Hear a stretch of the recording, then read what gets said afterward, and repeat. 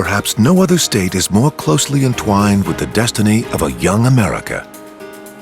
A land of ancient forests and mighty rivers that forged a turbulent path to the west.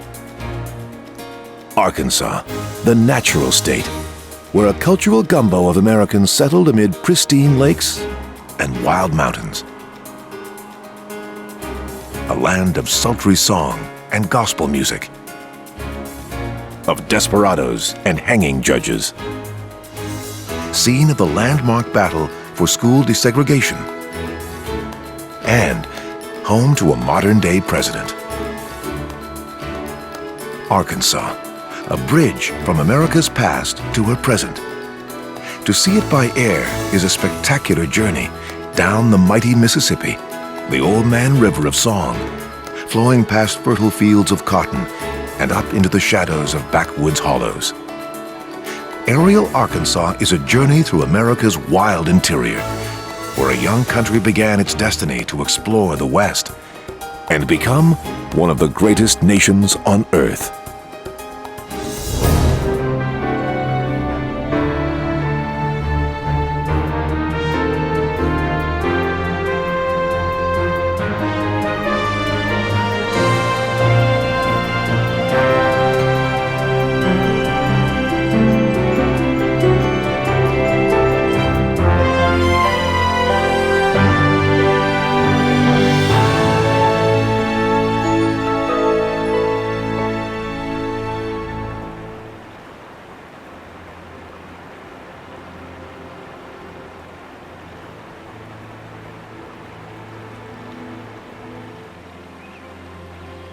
The Mississippi River defines Arkansas's eastern border, just as sharply as it shaped much of the state's and the nation's history.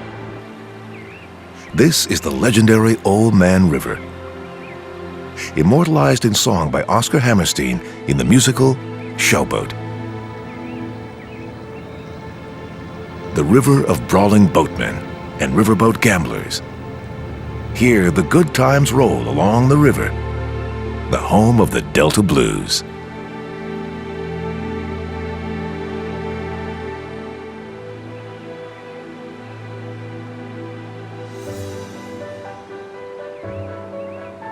Nestled between a ridge and the Mississippi River lies the port town of Helena, founded in 1833.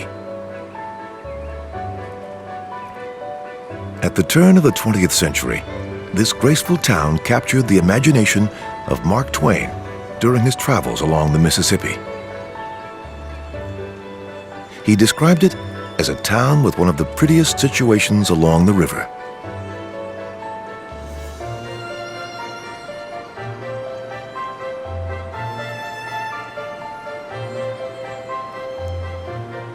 The Pillow House, home to 5 generations of the Pillow family, is one of the few remaining traces of the town Twain found so appealing. Distinguished by its turrets and towers, it's one of the finest remaining examples of Queen Anne architecture in the South. Built in 1896, it was designed by George Barber, one of the most popular architects of the Victorian era.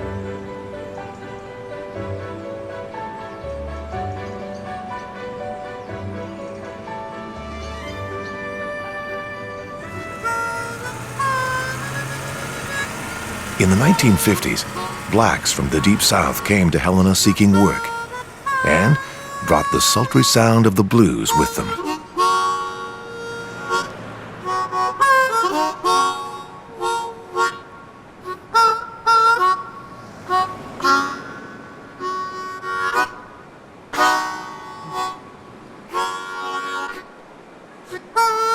But further south, the oxbow bends of the Mississippi and its tributaries, the U-shaped patterns etching their ever-changing course, are evidence of the river's darker side, floods. The Great Flood of 1927 was the most destructive in Arkansas history. 6,600 square miles of Arkansas, including all this land, was once swamped underwater up to 30 feet deep.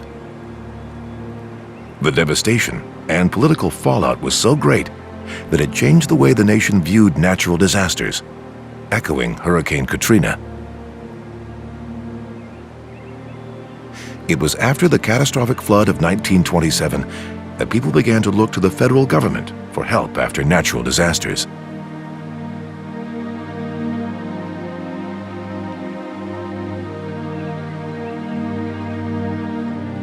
Outside the hum of the cities, the Mississippi is wild, almost primeval. Over the millennia, the river has cut many trails across the land. Artifacts reveal that Native Americans once lived along the river's ancient paths, some 13,000 years ago. The most tangible vestige of early Indian culture lies here in Toltec State Park. These are just two of a mysterious series of 18 platform mounds, of which only 5 are still visible. Built in 650 by Indians known as the Plum Bayou people, the mounds are in perfect alignment with the fall and spring equinoxes.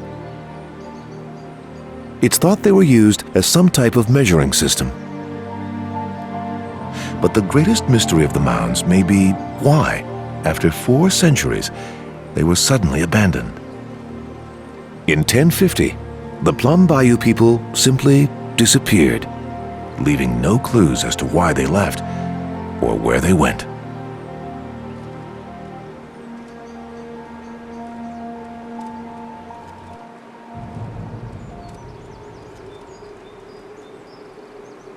Before the arrival of European explorers in the 16th century, over 70,000 Native Americans thrived in settlements throughout Arkansas. It was in 1541, near the junction of the Mississippi and the Arkansas River, that Spanish explorer Hernando de Soto made his legendary first encounter with the Indians.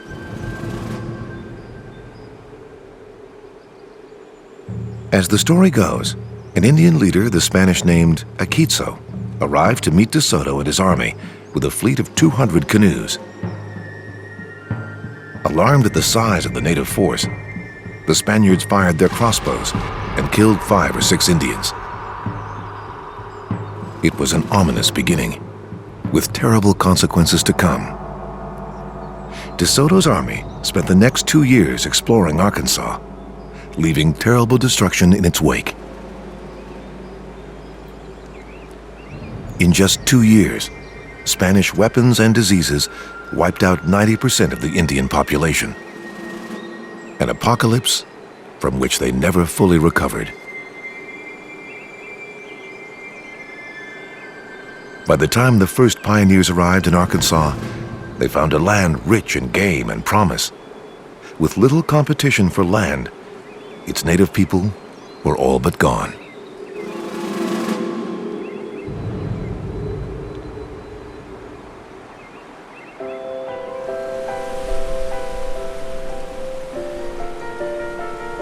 King cotton, the crop that shaped the South, no longer rules Arkansas's Mississippi Valley. Today, it's the rice fields, weaving artistic trails through the earth that dominate the landscape.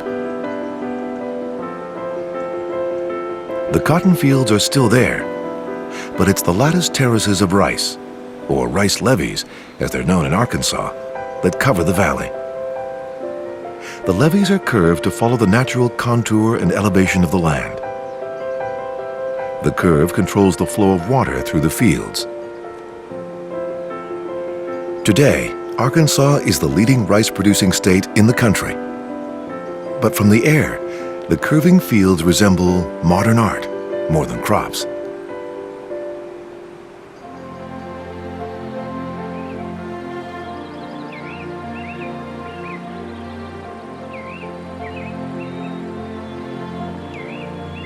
Somewhere under this vast canopy of trees is a simple stone marker.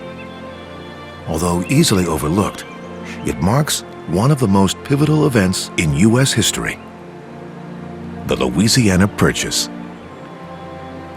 In 1803, President Thomas Jefferson made one of the best deals of all time when he bought the vast Louisiana Territory from Napoleon Bonaparte of France. It sold for the bargain price of $15 million.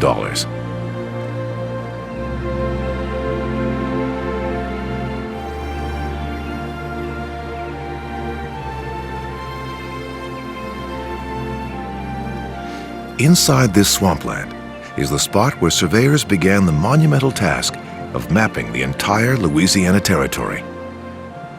A vast wilderness that stretched from the Gulf of Mexico to Canada. Napoleon's comment on the sale proved prophetic. He said, "This forever affirms the power of the United States. I have given England a maritime rival who sooner or later will humble her pride."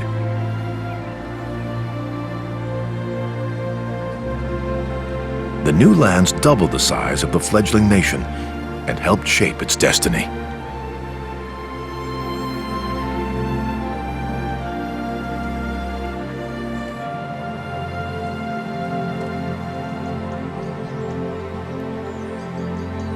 Moving west to central Arkansas is the birthplace of Johnny Cash.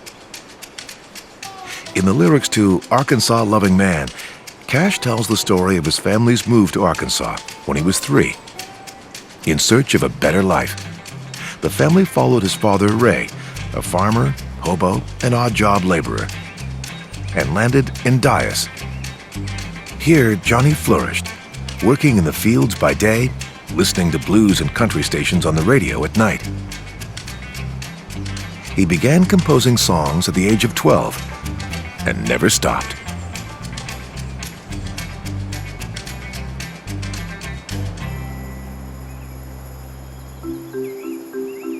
Moving west into southwestern Arkansas is a journey over small towns with charming names like Star City, Smackover, and Delight. Just ahead is one of the strangest destinations in North America. It may look like a simple gray dirt field, but this is a billion-year-old diamond mine. The crater of Diamond State Park is a very real field of dreams. It's believed to be the only place on the planet where anyone can dig for diamonds with their own hands and keep any they find. It all started 95 million years ago when a crack in the Earth's crust created a volcanic pipe that brought diamonds to the surface. In 1906, a farmer discovered diamonds and ignited a mining rush. Since then, the fields have produced the most perfect diamond ever certified by the American Gem Society, and the largest diamond ever found in America, the Uncle Sam, weighing in at a whopping 40 carats.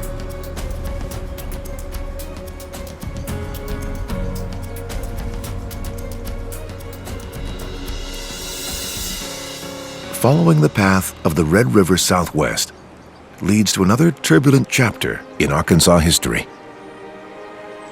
In 1819, a bitter border dispute between Spain and the United States over the Red River nearly ended in war. For years, Arkansas's border was the international boundary between the United States and Spain, much of it defined by the Red River. Both the United States and Spain claimed the land north of the river. Spain's refusal to give up its claim effectively stopped President Thomas Jefferson's southern exploration of the Louisiana Purchase. Thus, all the glory went to those who led the northern exploration, the famous Lewis and Clark.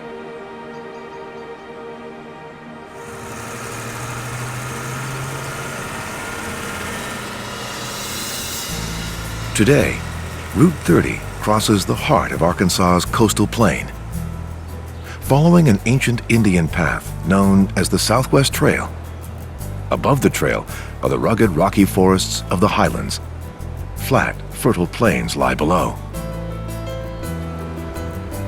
The oldest part of the trail follows the eastern edge of the Ozark and Ouachita Mountains, skirting hills, swamps, and rivers.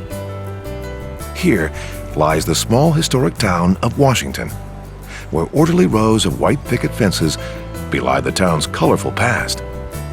Here, Davy Crockett told tales at the tavern. Sam Houston planned the Texas Revolution, and the Bowie knife was created. In the early 19th century, every frontiersman carried a long knife for skinning game and for self-defense. So when knife fighter James Bowie needed a new knife, he went to James Black, the best blacksmith in town. When Bowie was attacked by 3 well-armed desperados, he drew his new knife, killing all 3 and decapitating 2 of them. Newspapers across the country published all the lurid details, and Black's Bowie knife became famous, although locally it's known as an Arkansas toothpick.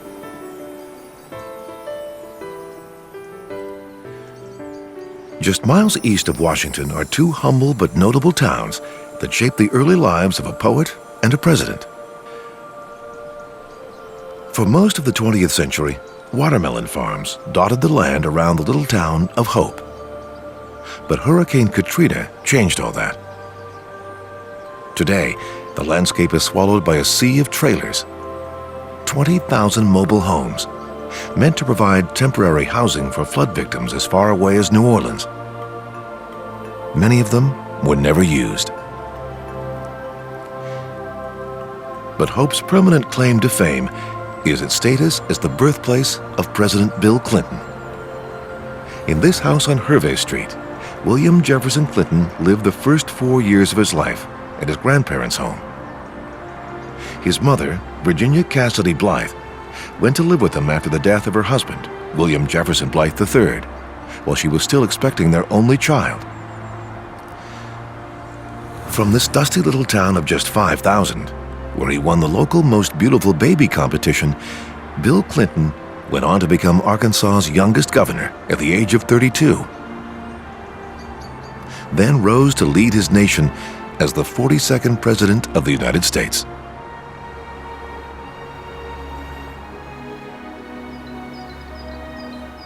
Just 20 miles away from Hope is the rural town of Stamps, the childhood home of poet Maya Angelou. In her autobiography, Angelou writes of her train journey from California to Stamps in the 1930s. She was just 3 years old, traveling in the care of her 4-year-old brother. Once they reached the segregated South, things looked up. Angelou wrote, "As Negro passengers, who always traveled with loaded lunchboxes, felt sorry for the poor little motherless darlings, and plied us with cold fried chicken and potato salad." Looking back on the journey, Angelou realized she had been part of a cross-country migration of thousands of frightened black children traveling alone to their newly affluent parents in northern cities, or back to grandmothers in southern towns when the North reneged on its economic promise. Angelou says it was here, in Stamps, that she first encountered Southern bigotry, and here that her faith and activism began.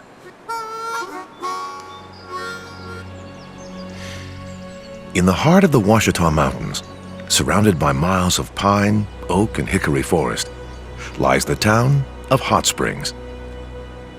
What looks like a common southern town is a truly special place, where underground springs form a kind of magical pulse. Here, hot water springs to the surface from a fault deep in the Earth's crust, a phenomenon that gave the town its name. It's a place of stunning natural beauty and a somewhat shady past. For centuries, this misty valley was revered by Native Americans. They were the first to bathe in the geothermal springs and considered it hallowed ground. By the mid-18th century, the fledgling village was known as Thermopolis. Today, the spring waters are piped into the elegant spas that make up Bathhouse Row. The bathhouses were built in the late 1800s when hot springs began to attract the nation's rich and famous.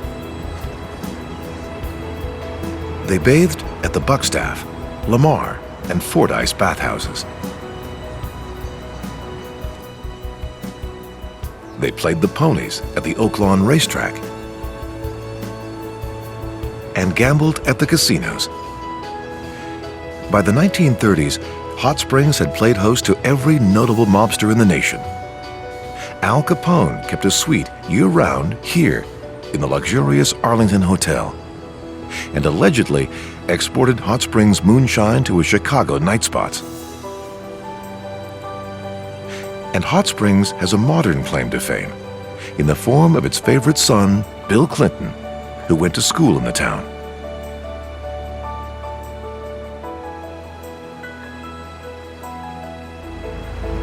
Today, Hot Springs also attracts visitors to 3 spectacular lakes in the area. Here, high-priced waterfront homes share hundreds of miles of shoreline with state parks, hiking trails, and pristine forest. Just before Bill Clinton entered Hot Springs High School, some of the darkest days in Arkansas history were about to take place in the state capital, Little Rock.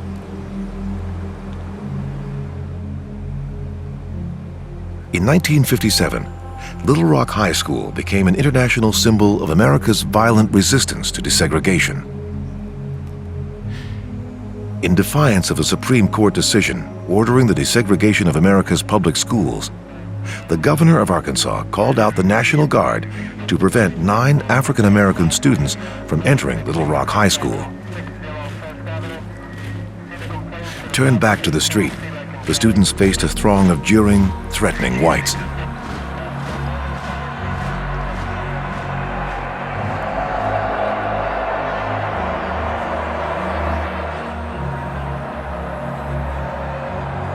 It would take an order from the President of the United States and the U.S. Army to enforce the law of the land in Arkansas.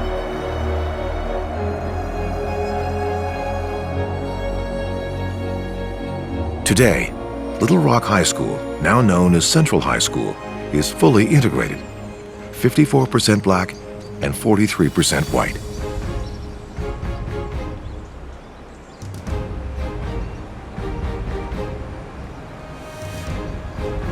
Along the Little Rock skyline, a familiar building seems out of place. The city has the only replica of the U.S. Capitol building in the United States. It's used as the Arkansas Capitol building.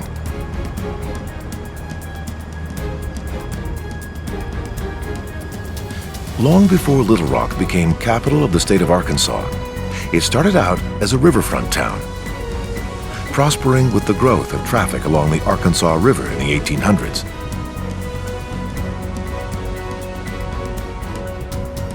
Businesses grew up along the waterfront, but so did brothels, saloons, and gambling joints. Soon some areas had earned the names Fighting Alley and Hell's Half Acre.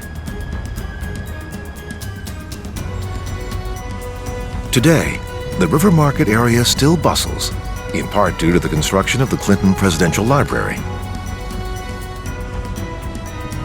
The library sits in a 30-acre park, which replaces an industrial site of old warehouses and vacant space. It represents President Clinton's bridge to the 21st century, symbolizing openness and accessibility.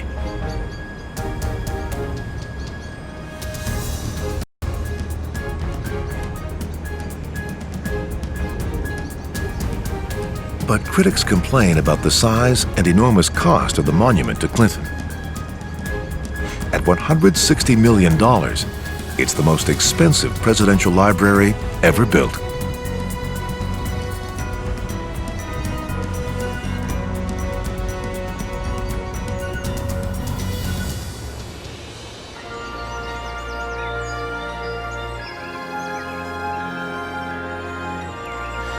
Northwest of Little Rock loom the mountains of the million-acre Ozark National Forest, a sea of lush green plateaus, riddled with faults, cracks, and rivers. Here, man and nature meet in splendid isolation.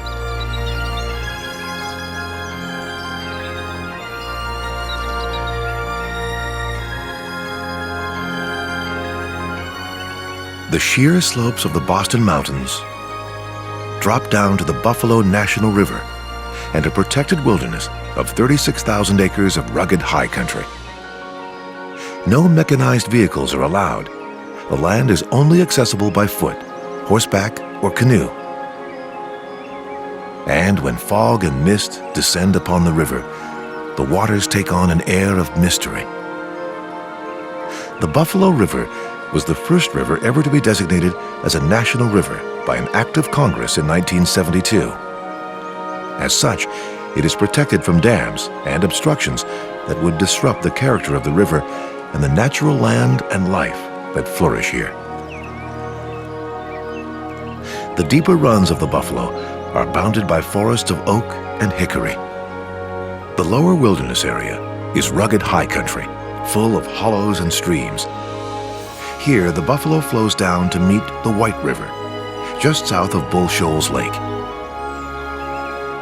They meet in a 45,000-acre fishing mecca, known for rainbow and brown trout, catfish, and bream.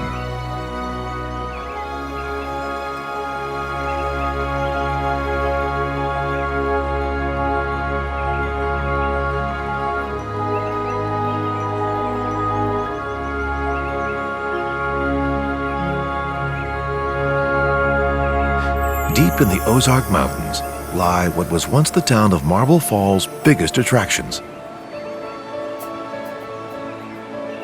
In 1968, Dogpatch USA opened here, a theme park based on the characters and locations in Al Cap's popular Lil Abner comic strip.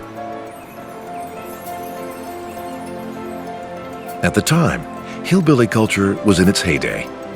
The Beverly Hillbillies drew big TV audiences, and the Lil Abner comic strip ran in over 700 newspapers.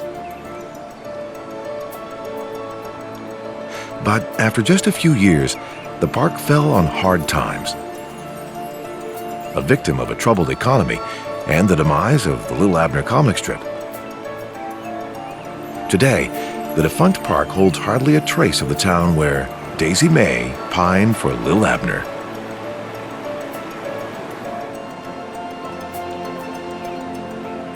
After the park closed in 1993, the town, which had changed its name to Dogpatch to promote the park, changed it back to Marble Falls.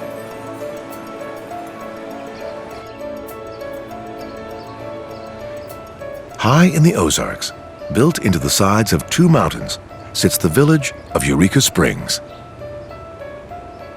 The town's good fortunes began in the late 1800s, when the healing waters of the Ozarks attracted the well-to-do from across the country who came seeking cures for their ailments.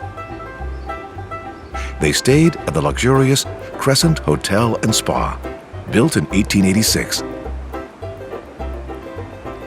In the 1930s, the Crescent fell on hard times and was bought by a charlatan who turned it into a hospital where he sold phony cancer cures to desperate patients. But the fraud was exposed, and today, the Crescent once again hosts guests in style. Perched between the mountains, Eureka Springs is crossed by a maze of switchback roads and stairways. Even its historic downtown moves at the pace of another age. It doesn't have a single traffic light.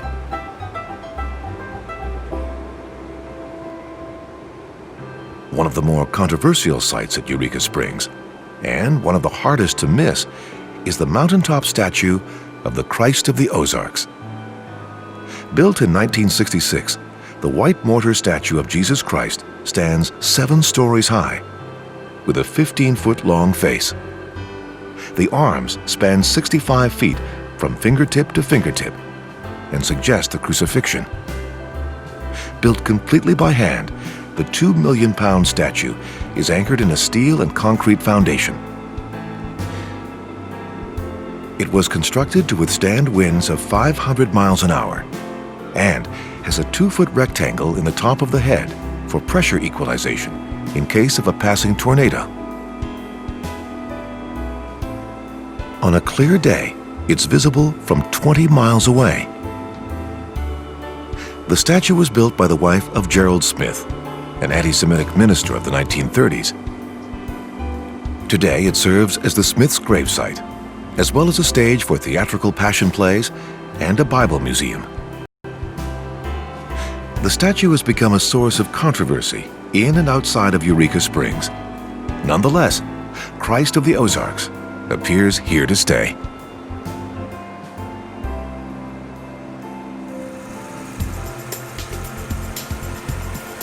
Due west of Eureka Springs, convoys of semi-tractor trailers flow out of the small but very prosperous town of Bentonville. It's home to the biggest retailer in the world, Walmart. Despite its humble headquarters, Walmart is the largest private employer in the world and the world's largest public corporation, with revenues of $387 billion a year.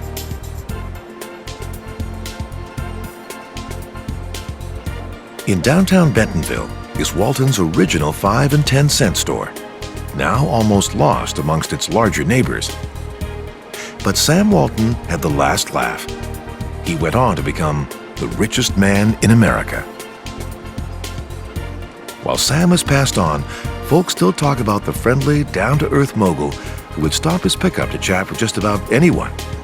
Evidence, they say, that nice folks can finish first.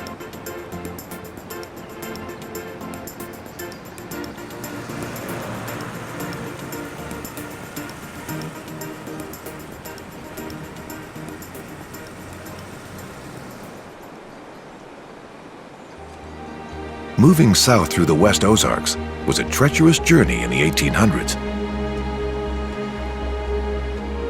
Before the famous Butterfield Run stagecoach line started up, the roads were so poor that oxen were the only transport. Horses lacked the stamina, and mules were still scarce in the area. Today, the city of Fayetteville, which was born along a stagecoach line, is the third most populous in the state.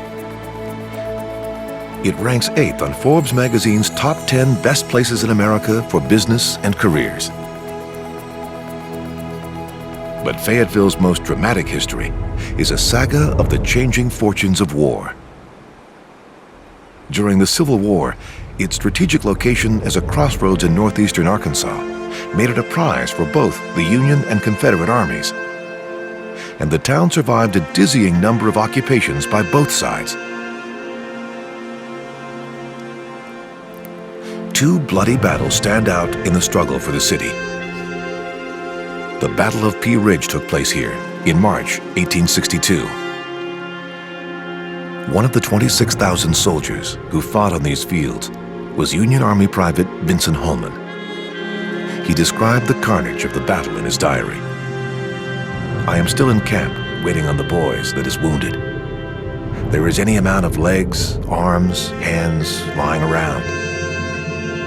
The doctors are taking off arms and legs and hands every day. I hope to God that I won't have to witness the same again."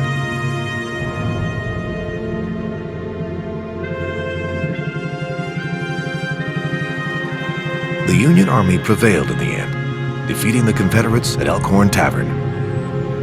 This is a replica of the original building.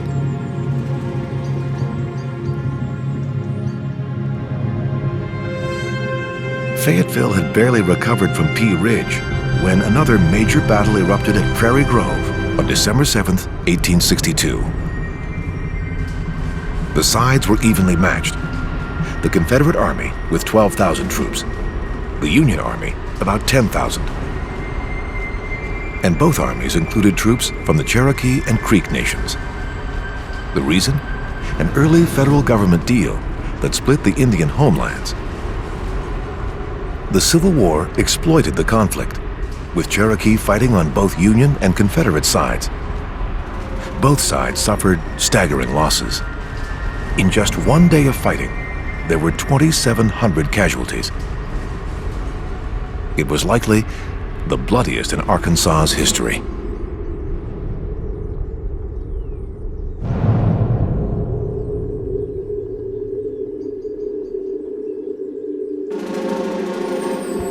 Today, Fayetteville is nationally known as the home of the University of Arkansas.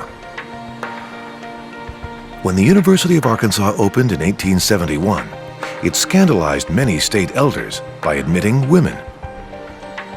In 1948, it was also the first major Southern public university to admit an African American student without litigation. Today, 18,000 students attend the school that began on a frontier farm. They're loyal fans of the school's football team, the Razorbacks, named for the wild Razorback hogs native to the area. According to school lore, the team got the name in 1909 when the football coach told a crowd that the team had performed like a wild band of Razorback hogs. Known for its rigid back and tenacious fighting, the Razorback had long been associated with the backwoods of Arkansas. The students loved the comparison, and the wild hog became the official university mascot.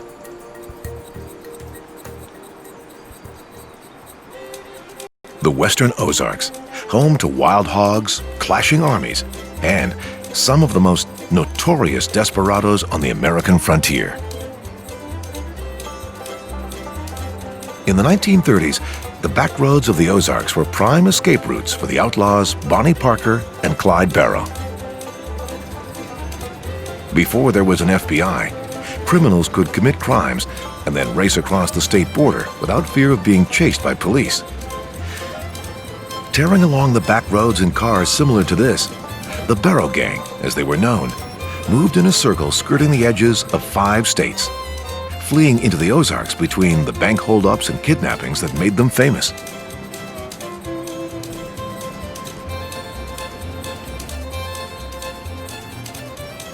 The gang's most serious crime, murder, took place just north of the town of Alma on Highway 71. Here, the gang mortally wounded a state marshal in a shootout. Less than a year later, Bonnie and Clyde would die in a shootout as well.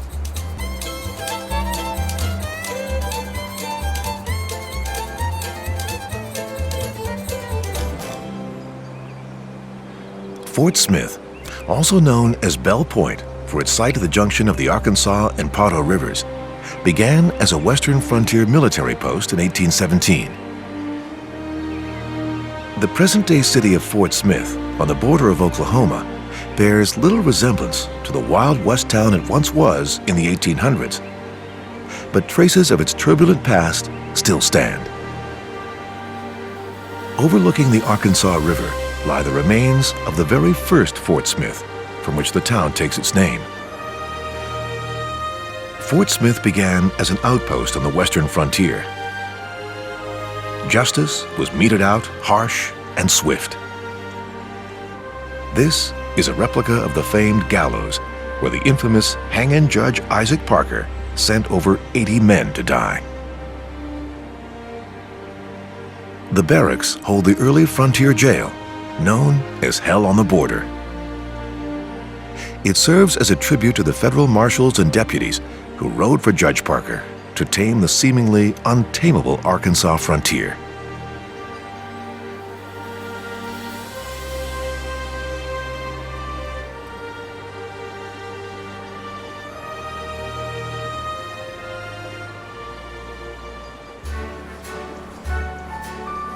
Another vestige of the city's colorful past is the Visitor Center, housed with grace and uncommon honesty, in what was once Fort Smith's most elegant brothel, Miss Laura's, one of the few, if not the only, former bordello listed on the National Register of Historic Places. When the ambitious young Miss Laura opened her elegant Front Street bordello, her mansion housed the best girls in town and became Fort Smith's premier brothel. Many of the girls would marry and become matriarchs of respected old Arkansas families. While most prostitutes lived in truly appalling conditions, some historians argue that some of these women helped to civilize the wilderness far more than most accounts would ever record.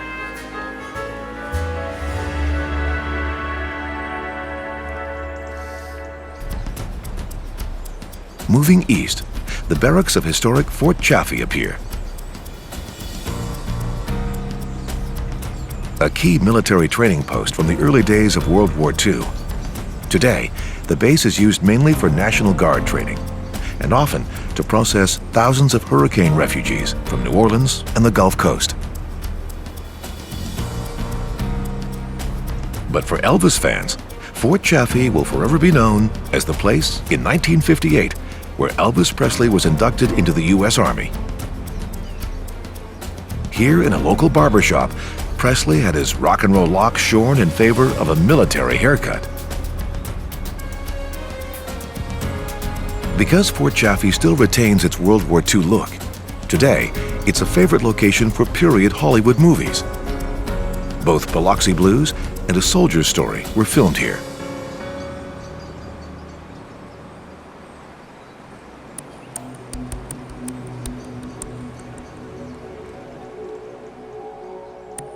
Heading further east, it's a short trip from World War II to the nuclear age.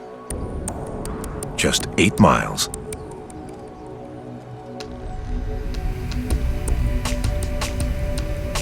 Here is Arkansas's only nuclear power plant, Nuclear One.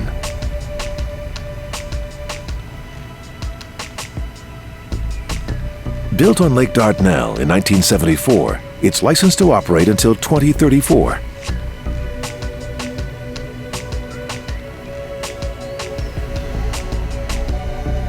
Although the plant provides more than 1/4 of the state's electricity, it comes at a cost. Shortly after the terrorist attack on New York's Twin Towers, Arkansas's governor activated the National Guard to bolster security here after the plant's owner, the energy company, asked for help.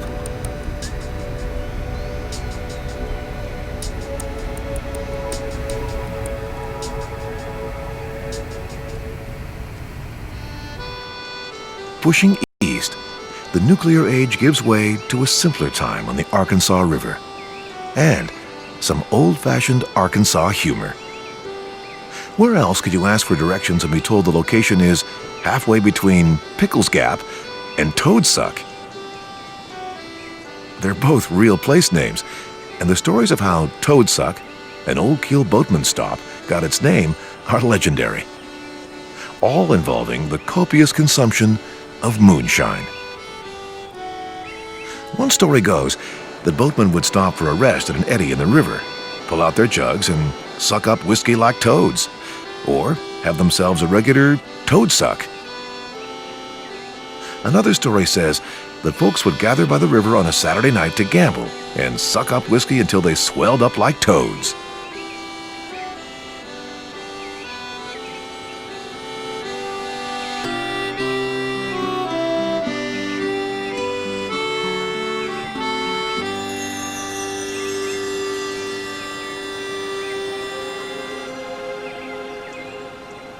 Just a short way from Toadsuck, we make our last stop to visit the ancient past and view the Arkansas River from Pettyjohn Mountain. The mountain was once home to Native Americans who lived here over 1,000 years ago.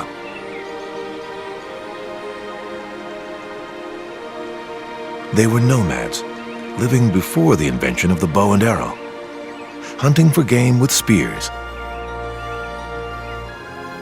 Yet the cave paintings they made, using minerals from nearby rocks, have lasted 1,000 years. Their passage recorded on the ancient stone of Arkansas. The legend of how Pettyjohn got its name is a romantic tale. As the story goes, in the 16th century, a young French girl disguised herself as a cabin boy in order to follow her beloved to the New World.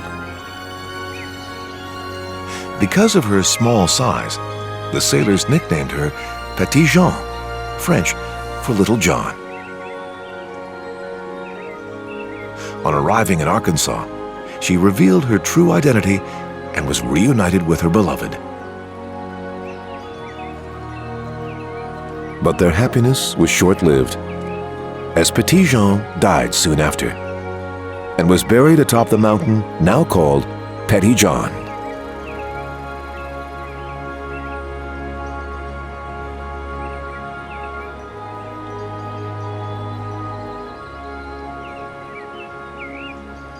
Ariel, Arkansas, a stunning journey through time that tells the story of a rugged frontier filled with notorious desperados tamed over time, a land of a great river, great battles, and great promise, that gave birth to artists like Johnny Cash, Maya Angelou, and a president. Arkansas, nicknamed the Natural State, is still a land of wild rivers and vast wilderness, where the wonders of nature abound.